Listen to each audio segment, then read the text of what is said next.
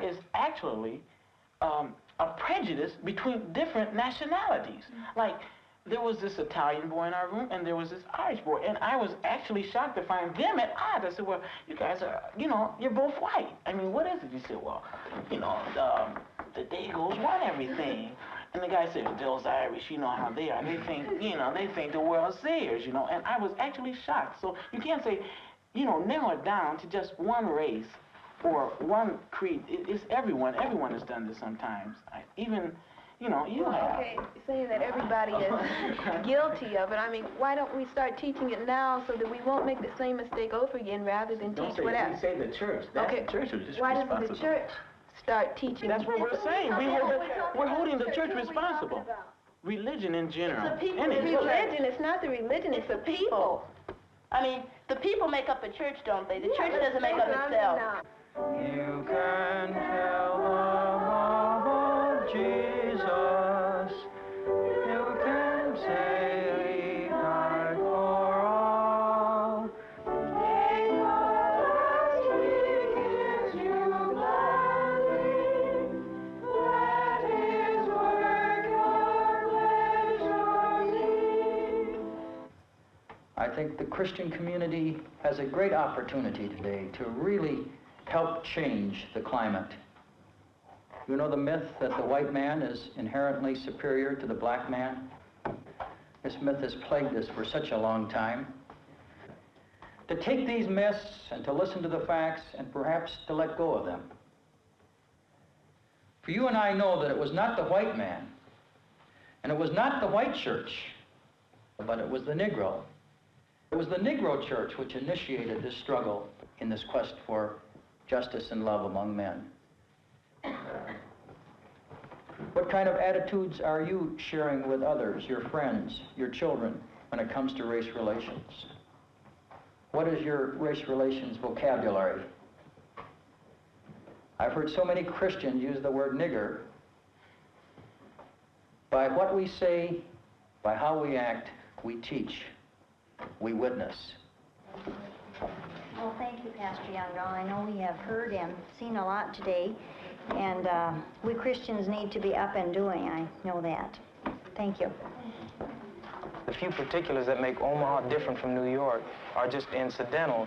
The problem exists because white people think they're better than black people, and they want to oppress us, and they want us to allow ourselves to be oppressed. This is the big, I agree with you perfectly. This is the basic problem. Then what do you that white people think they're better than others? I can't solve the problem. You guys pull the strings that close schools. You guys draw the boundaries that keep our kids restricted to the ghetto.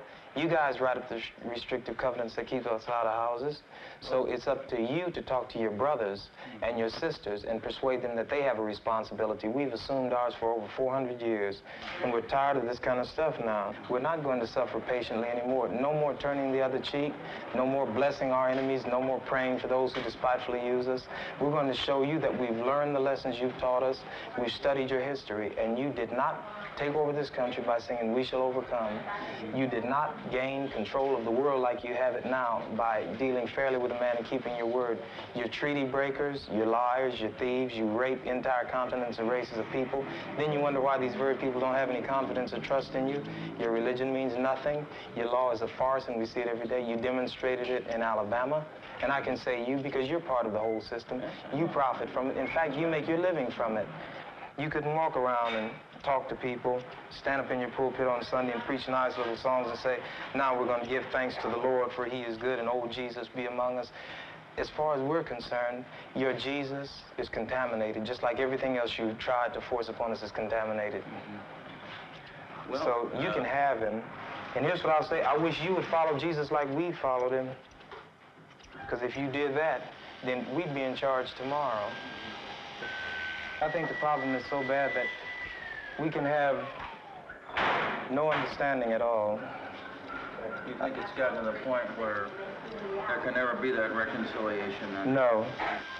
You talk about justice, and it means one thing to you, and we talk about it and means something else to us. And it'll always be that way. And I'd like you to know I have a terrible feeling against preachers, because I think you guys are the ones who are largely responsible for the problem in the first place. and you can accept it or not any way you choose. And for you, this may be an excursion, you know, across the line. What about the person that wants to listen? I genuinely feel that I want to listen. Well, if you listen and try to do something, you get kicked out of your church. See, that's where your people are. Well, we can make changes, and so the changes that have come have been drastic.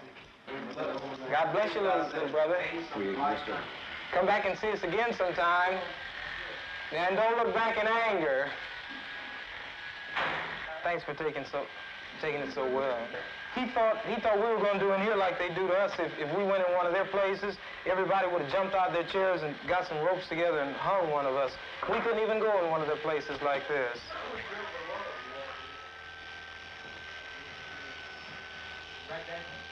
Yeah. Right.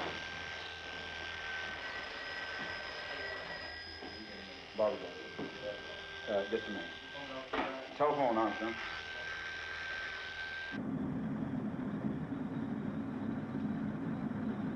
Well, here's where we are. We've confessed our sins.